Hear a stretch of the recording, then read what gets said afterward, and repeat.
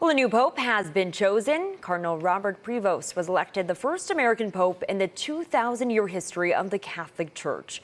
News Nation's Robert Sherman was there and brings us initial reaction from outside the Vatican.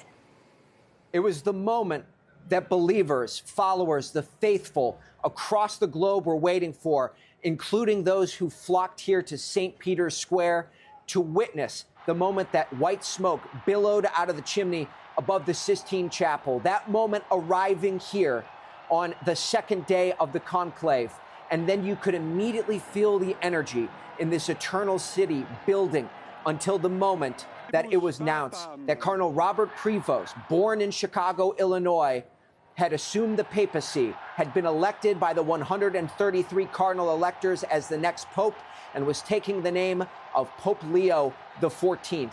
And you could feel and sense on the ground here as the whole crowd outside of St. Peter's Basilica erupted in unison as Pope Leo XIV addressed the crowd for the first time. And his message to those there is that he wanted to be a leader who built bridges. He wanted the Catholic Church to bring in those who might not be under the umbrella of the church at this moment. And then, in the midst of his remarks, he switched languages, started speaking in Spanish, and spoke to the people of Peru, thanking them, because that is where he spent time as a missionary and a bishop. And from those of us who we spoke to who were close to the Vatican throughout the week, Cardinal Robert Prevost was the one who they outlined as a possible outside lane candidate to succeed Pope Francis and assume the papacy. The reason for that being because not just being an American citizen, but also having so many of these international experiences, perhaps he was the one who could unite so many different divisions around the globe. And you heard the homily from Cardinal Ray this week as they set out to determine who the leader of the Catholic Church should be.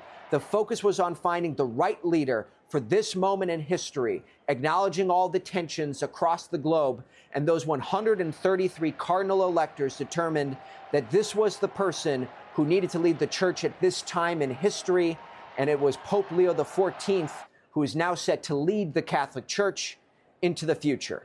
In Rome, Robert Sherman, News Nation. And coming up later in this half hour, we go live with our Washington, D.C. bureau from the largest Catholic church in North America, the Basilica of the National Shrine of the Immaculate Conception, to hear reaction. Well, back here at home, Nashville Bishop Mark Spalding welcomes Pope Leo, releasing a statement that reads in part, "The Diocese of Nashville welcomes the hope and embraces with love the new Bishop of Rome, Pope Leo XIV, the 267th Pontiff. Well, let us give thanks to God for this moment of renewal and unity in the life of the Church."